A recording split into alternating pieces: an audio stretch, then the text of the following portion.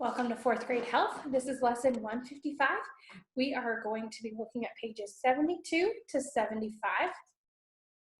And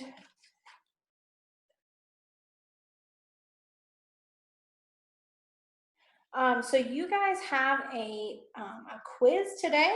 So I'm going to let you pause this and go ahead and take your quiz, quiz 7. And then when you come back, we're going to be looking at cuts and vitamins, some different things that will help with that.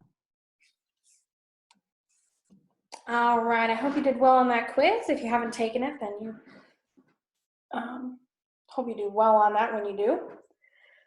All right, so we are looking at page 72, keeping out bacteria, okay? So your skin normally doesn't have openings that are not natural ones, okay? So we've got natural openings like your mouth and your nose.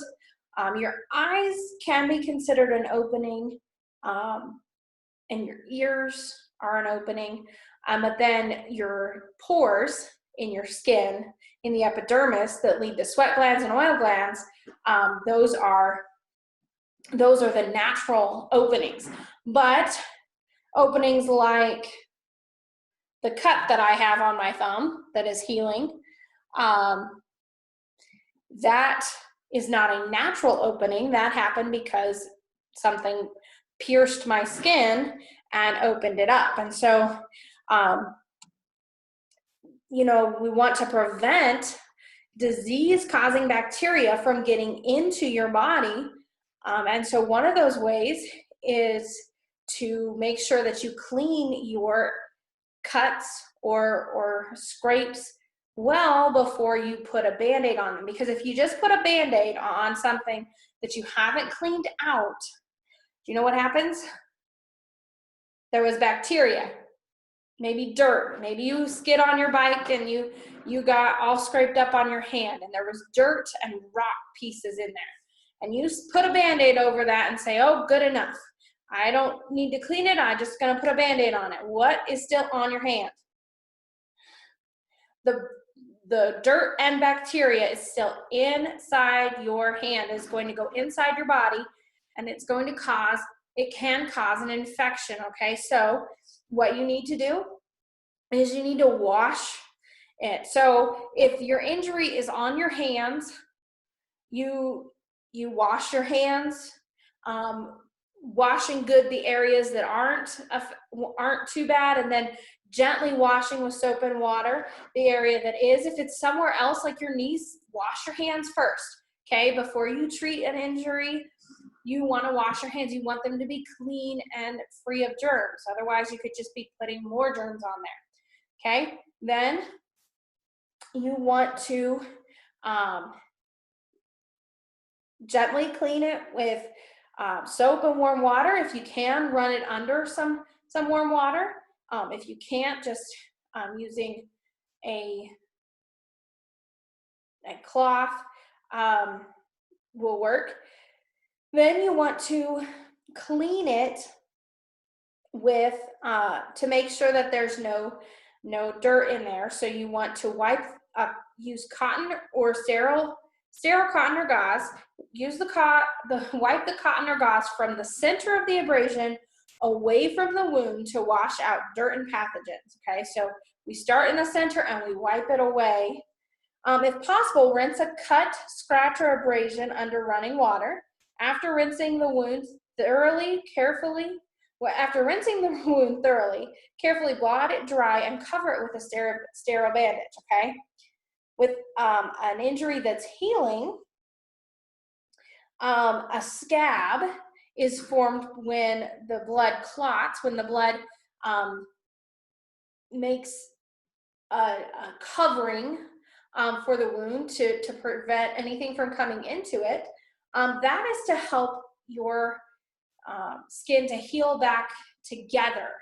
And sometimes it heals with a scar in between, depending on the injury and how bad it was.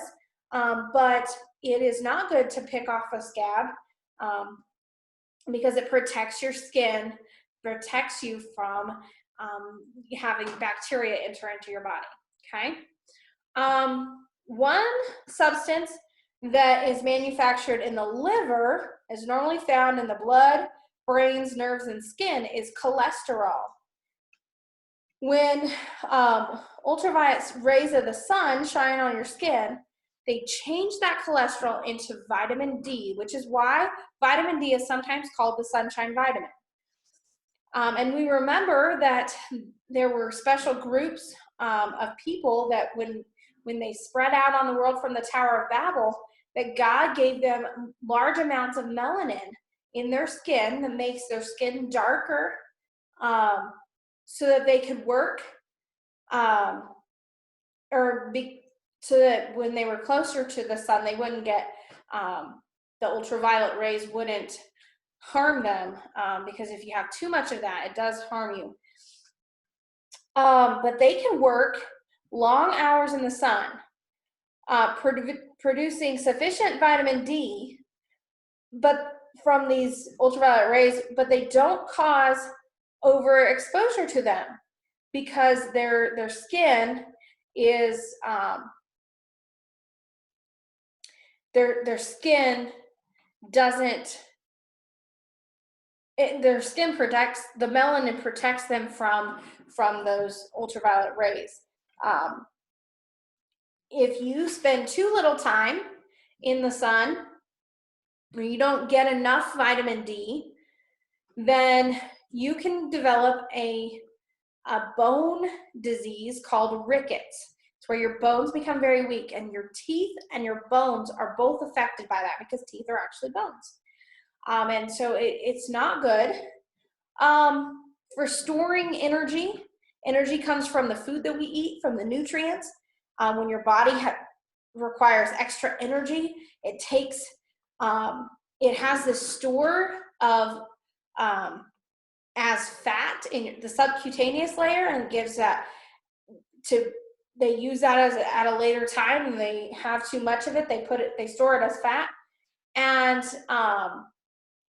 when your body needs it, it turns back into energy, goes back into the bloodstream, and is used. Now, if a person is overweight, your subcutaneous layer is storing too much energy, okay, and it's not being used.